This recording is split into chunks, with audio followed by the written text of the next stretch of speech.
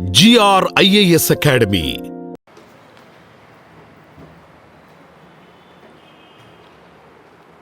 "100 days, 100 themes, one goal UPSC Prelims." Hello everyone, welcome back to Mission Surya. In this program, we deal with current affairs completely from prelims perspective. So let's get started. Our first topic for today of our most probable question series is about elections. So this is one of the most important pillars of our Indian democratic system.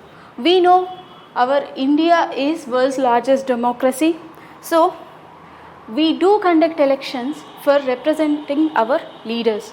So for that purpose, elections are very important for us in order to elect representatives for our largest democracy. So there are certain provisions mentioned in the Constitution to ensure the participation of people democratically. That means it ensures that every section of society is part of the election procedure, and it also gives the accountability by providing legal provisions in case of failure of elections or any issues in the elections. So elections form the foundation of our parliamentary democratic system, right? And it enables citizens to choose their representatives to and influence governance. So whenever people are not satisfied with the election procedure and the representatives who have elected by them, they can cause by elections. So there is a remedy if any issues arise in our constitution. So let's see what are the articles that constitution has provided for election. So article 324, it gives complete control to Election Commission of India. So Election Commission of India gets its powers through article 324. And article 325, it gives for one general electoral roll in which everyone who is eligible for voting because of the age will be included in the electoral roll without any discrimination, whether it could be sex, birth or caste or any discrimination is removed from the electoral roll and everyone is included in the electoral roll, but after certain age. That is called adult suffrage, that is 18 plus is included to vote in the elections. So article 326, it is giving the basis for universal adult suffrage. And what it is enabling? Voting enabling for adults to participate in the governance indirectly by electing representatives. That is why it is called representative democracy. So now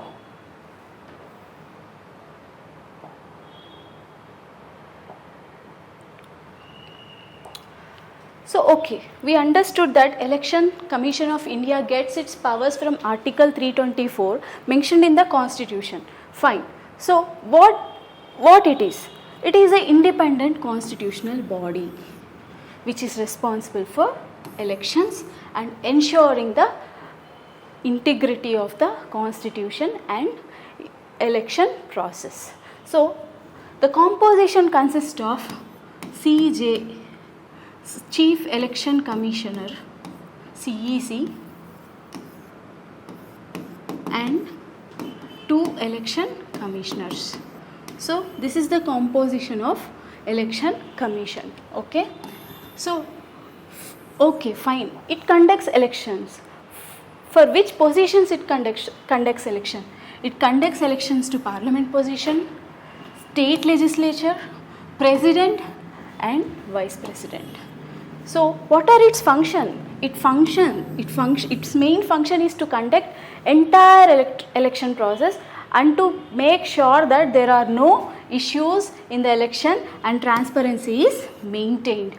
And it also ensures compliance with electoral laws. So it introduces restrictions on media, and liquor sale before election, and many more. So it ensures the election process is run smoothly. So that is the function, that is the main importance of election commission. Okay, so why do we have to vote? Because in a parliamentary democracy like us, it is very important for our citizens to vote so that our representatives will sit in the parliament and do governance on behalf of us and make policies for the welfare of state.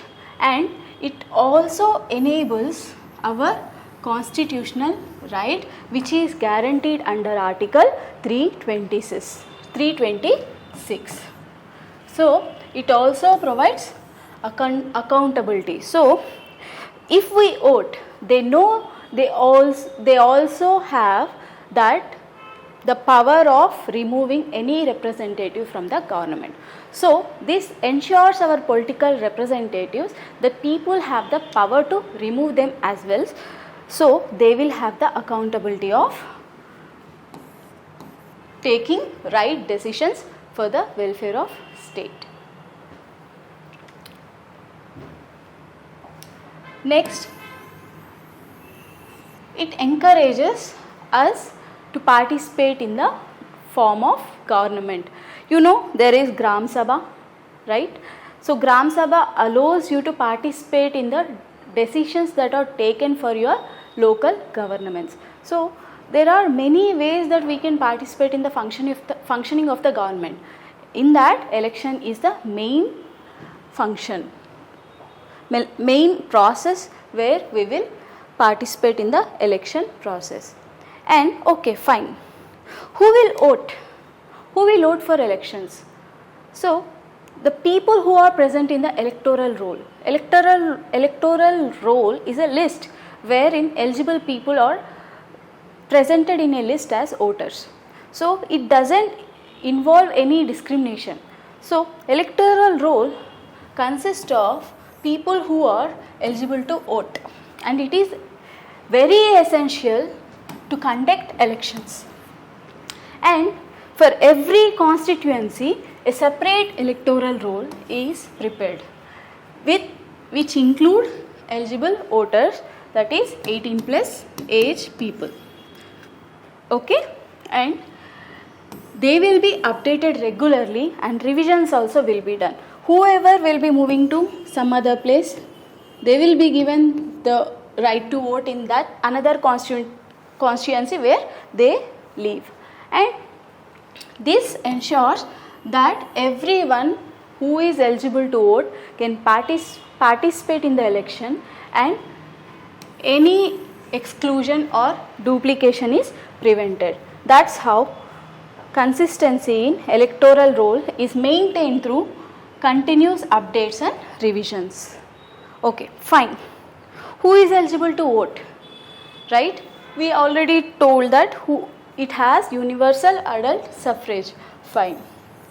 So we need to register first to vote in the electoral election process. Initially, you should be a citizen of India. You should have at least 18 years of age, and you should have registered in the electoral roll. So even if you are citizen of India, even if you have 18 plus years of age, if you are not registered under electoral roll, you cannot vote. So for this, you need to submit a form with proof of age and residence. Okay, because there are chances that people will vote in different constituencies. So to avoid that, to avoid duplication and exclusion, they require age proof and residence proof with the form 6. Any updations or corrections will be made using form 8. So this is usually done if you change your residence because of marriage or relocation or anything else. So before granting you voter ID card, a verification will be conducted and you will be included in the electoral roll. Okay, fine. Now we have seen that election is being conducted by Election Commission. There are certain people who are eligible to vote and they will be included in the electoral roll. Okay, fine. And what is the election process? Initially, who wants to become a political leader? They must ensure they are filing a nomination. So initially they have to put a nomination to contest in election. There will be certain criteria to be eligible to participate and to be eligible to contest elections. So what are those eligibility? They must be initially citizen of India, and there will be a specified time period in which you can file a nomination. So they have to, and then returning officer will check your eligibility. He will verify your details, and there is also an option for you to withdraw your nomination at any point of time in the prescribed time period. Okay, this will allow us that only eligible candidates will be able to contest in the election. Okay, fine. Okay, nomination is done. Then what happens? Election campaign means people who are contesting for elections, they will run a campaign to tell about themselves, what they want to do, what is their agenda. Everything will be discussed and explained to the people. So that is called election campaigning. They will reach voters and they will explain their policies to the people. And Election Commission orders that they have to finish their campaign before 48 hours of polling. They can conduct public meetings, rallies and outreach. Okay. This model code of conduct is issued by Election Commission of India, and it will ensure that there is fairness in the campaigning procedure and any misuse of official machinery. So election campaign is scrutinized and monitored by Election Commission so that any misuse of election machinery and any campaigning defaults or any use of liquor or any money to avoid to scandalize elections also will be controlled by Election Commission. So okay, fine, campaigning is done. So now people have to vote. So what is the voting process? So there will be voting booths will be there for us to vote, right? Why they will be there? Because our vote, for whom we vote, is very secret. That's why they will provide a voting booth, and they will provide those booths everywhere for us to increase accessibility nearer to our living areas, and they also ensure fairness.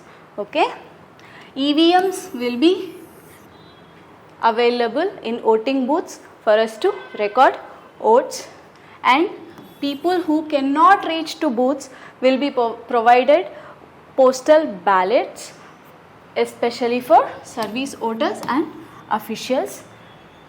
It is very important to produce your voter ID card at polling stations, and there will be special provisions provided for differently abled voters. Okay. Okay, fine. Campaigning is done, voting is done. Then what will happen? Obviously, counting. They have to count to declare who has won the results of the elections. So votes will be counted under strict supervision so that there is no issues in the, there is no misuse in the election procedure, and it is done by returning officers. Some people who are observers, they monitor how the counting process is being done, and whoever got highest number of votes will be declared as elected. This election process is designed to ensure credibility and accuracy. Okay, fine. Now voting process is done, someone has been declared as elected. So there will be always issues for someone, right? Such disputes will be obviously have to be dealt. So who will take care of the disputes? Okay, fine. Some will be taken care of election commission, some will be taken care of high court. So what will be taken by whom? What disputes will be taken care by whom? So there will be some legal mechanisms, right? So election petitions, they will be gone to high courts, and disputes regarding to presidential elections, that will be taken by Supreme Court. Okay. What is the process for this? They file the complaint, it will be scrutinized, heard by the court, and judgment is then given to resolve disputes. The commission, in order to prevent any mishaps in the election process, they monitor even media activities to ensure fairness and to prevent any bias for any single party or individual. Okay, fine. In our election process, we provide reservations to ensure participation of all sections in the society, especially for SCs and STs, and we will provide ramps and braille enabled EVMs to ensure that differently able voters also able to vote. And for some people who cannot come out of the home, there will be option for home voting. These measures are taken care by election commission to ensure elections are available to everyone and accessible to everyone, and ensures inclusion of every person in the electoral election conducted by the election commission. So in the election process, there have been many reforms in the history.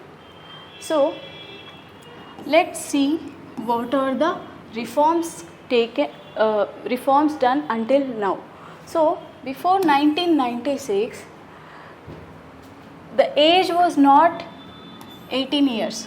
So the eligible age to vote was reduced to 18 years, and the provision for EVMs were introduced, and voters ID card also is issued for the election procedure.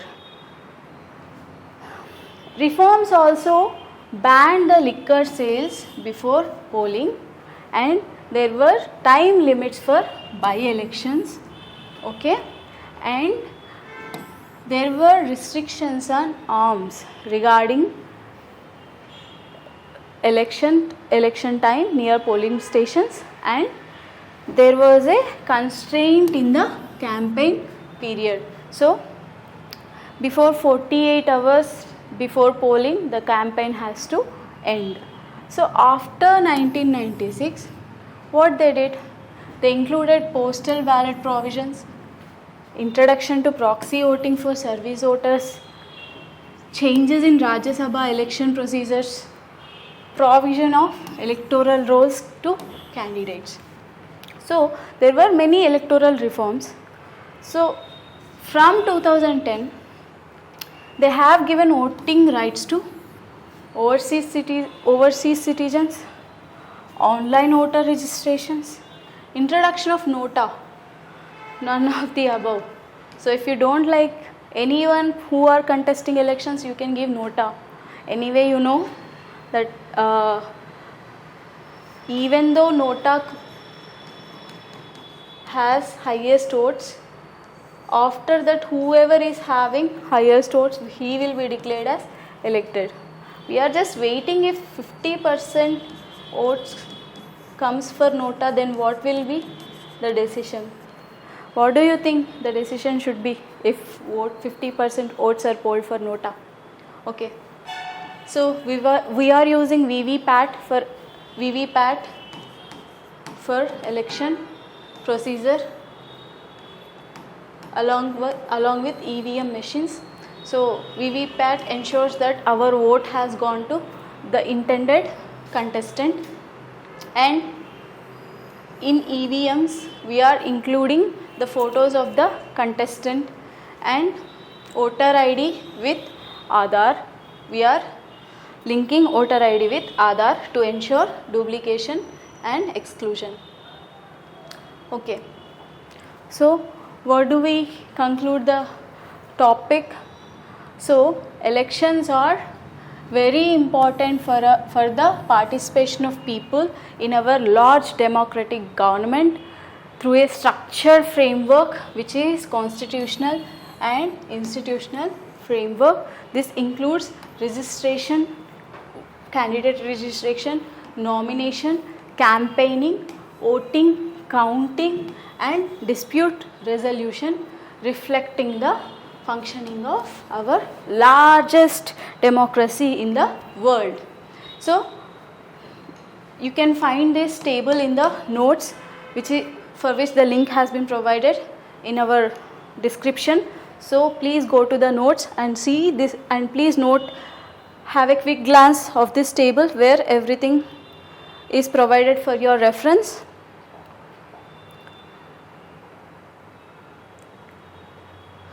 Our next topic is about amendment of Indian Constitution and limitations in basic structure. So in our yesterday's class we have told that there is basic structure in our constitution which is given by Supreme Court in the event of Keshwananda Bharati case 1973. So what is basic structure? So certain fundamental features of the constitution, they cannot be destroyed or damaged by amendments made by the parliament.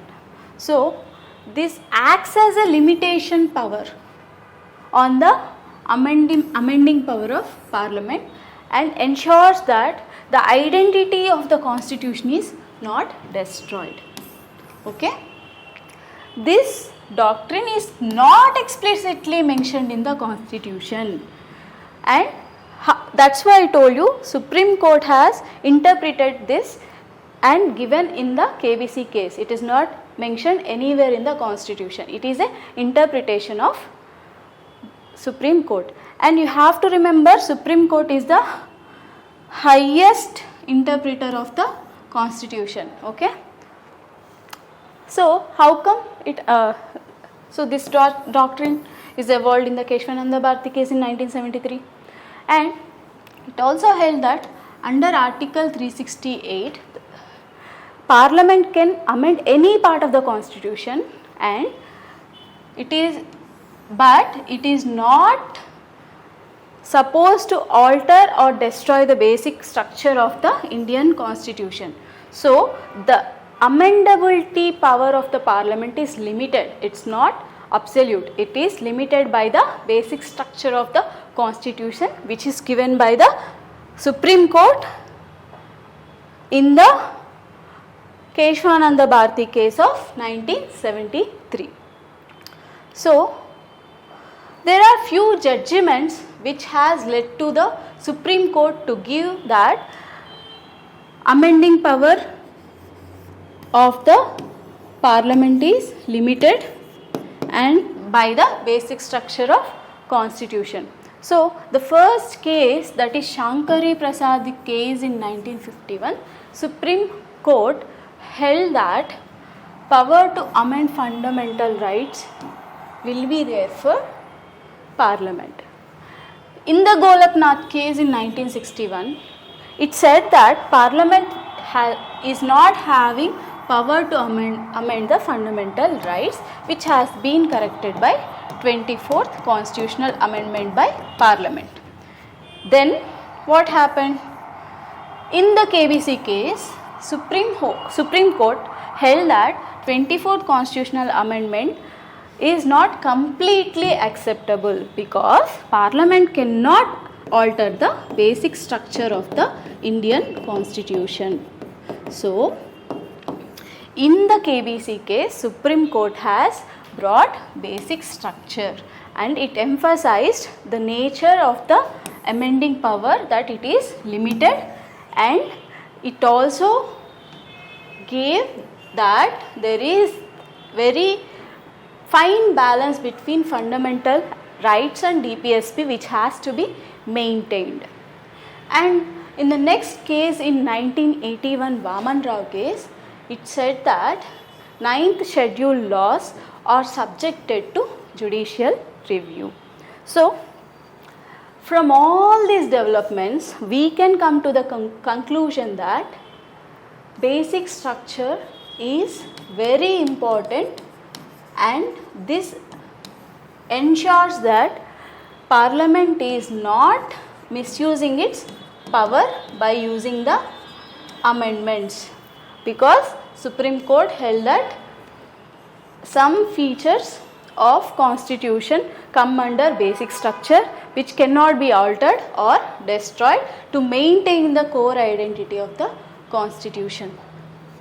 So, we have told that there are certain features which are part of basic structure, right?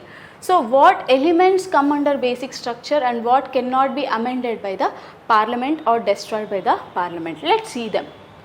So, Constitution is recognized as the supreme law of the land, and the nature of India is sovereign, democratic and republican form of government that cannot be destroyed by the amendments. The secular nature of our country, that cannot be destroyed. Federalism, separation of powers between center and the state, rule of law.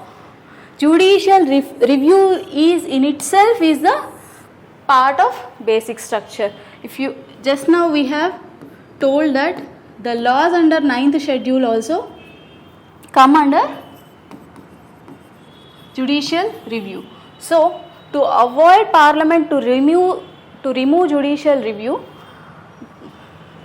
Supreme Court held that judicial review is in itself is the part of basic structure.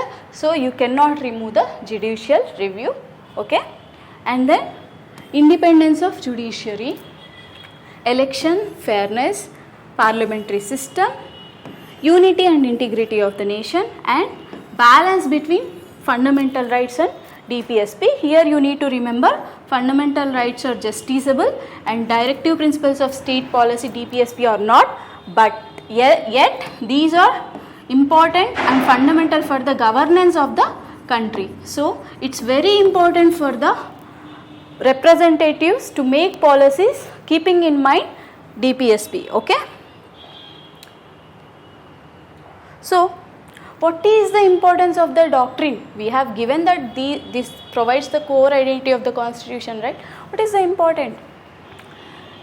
So, it prevents the misuse of Parliament's amending power by giving limited power, ensuring the fundamental principles of the Constitution are preserved, and it will protect the democratic values and balance of the institution.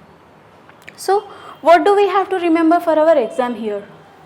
The basic structure doctrine is not mentioned anywhere in the Constitution. It is evolved through Supreme Court judgments, and this Article 368 provides the power of amendment to the Parliament, and Parliament amending power is limited by basic structure doctrine given by the Supreme Court, and Supreme Court is the final authority in interpreting the Constitution. So, basic structure ensures that constitution remains flexible even with amendments, and its features are not destroyed, and it allows to maintain a balance between constitutional amendments and continuity to protect the democratic nature of the Indian Constitution. So, now let's compare the parliamentary system in India and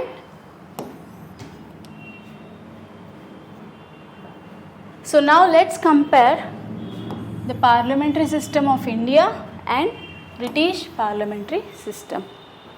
So we know India has adopted a parliamentary form of government from British. So, but there is a key difference between us.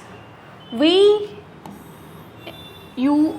follow constitutional sovereignty, whereas British follow parliamentary supremacy.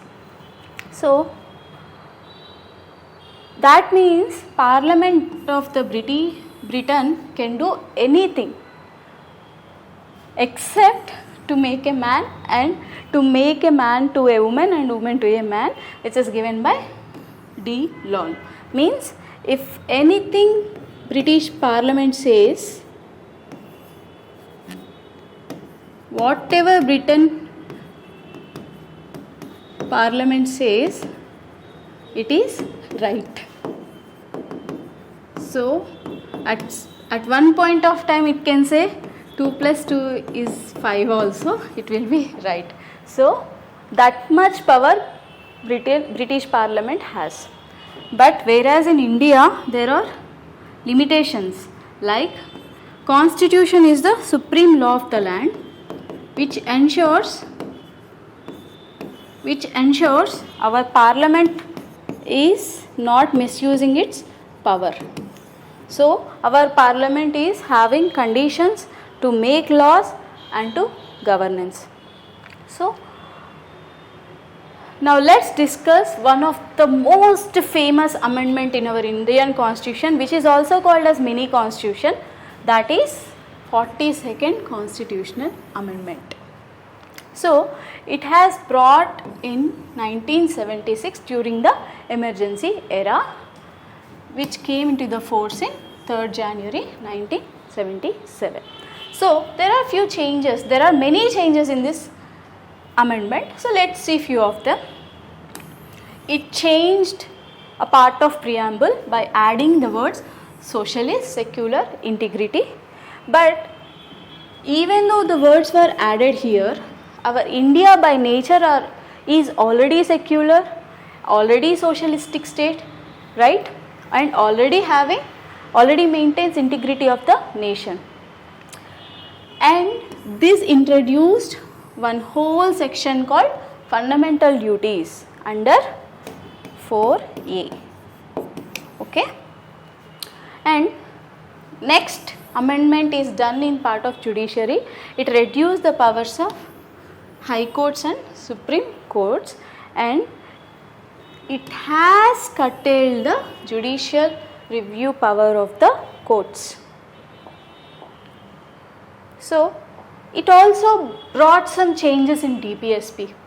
It has given very much importance for DPSP, and it has increased the term for Lok Sabha and state assemblies, by which it has also increased the power of central government. It has brought another few changes as well. Let's discuss them. It has provided for tribunals. It made amendments beyond judicial review, and it froze delimitation based on 1971 census. Okay, it has also added few directive principles like equal justice and free legal aid, protection of environment. So here you need to include this one for your environment part as well, because there were few important acts brought under environment during this period. Okay, and one more important amendment that brought under 42nd Constitution is workers' participation in management. So it is ensuring that DPSP is given power in this amendment. So why it is called mini constitution? It has brought many changes in the constitution. Okay, it affected many parts including preamble, judiciary, DPSPs and executive. That is why it is called mini constitution.